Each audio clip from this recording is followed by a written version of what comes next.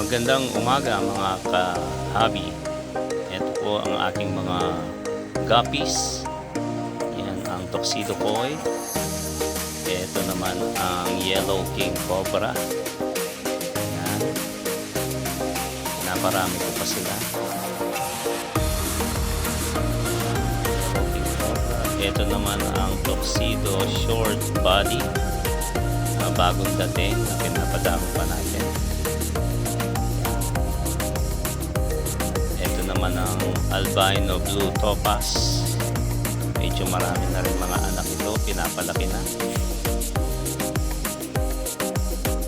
Ito yung mga fry natin na AFR albino full red, mga fry. Ito naman yung half black pastel natin. Ayan, napadami din natin yung mga yan. Ito naman yung purple dragon natin na medyo mahihain din, hindi masyadong kita dahil maitim yung lalagyan. Purple dragon. Ayan siya. Ito naman ang full gold natin. May mga fry na rin.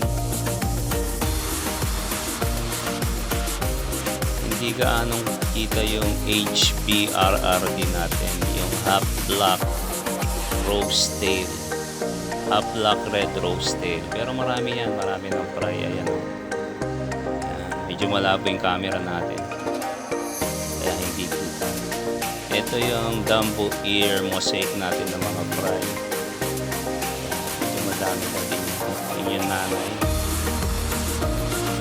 Ito yung half black blue natin, half black blue.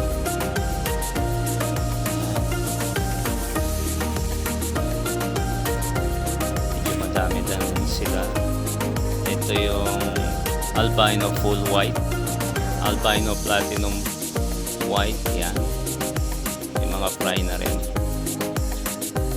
Mahirap sila i-breed kasi kumakain ng fry, kaya meron silang basket. Yan. Ito naman ang RDSS natin, Red Dragon Snake Skin. Yan, pinapadami din.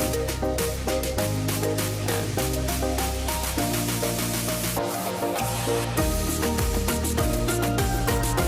Mahihain din. Ito naman ang Blue Dragon natin. Medyo nasa ilalim sila ng tubig. At yung mga matatanda na dyan, bumigay na rin. Na deads na. Kaya pinaparami natin yung mga fry nila. Yung nasa ilalim. Yung nandun sila sa ilalim. Yung mga deads na, mga matatanda na yan. Ipapakain natin sa arwana. Ayan, Blue Dragon.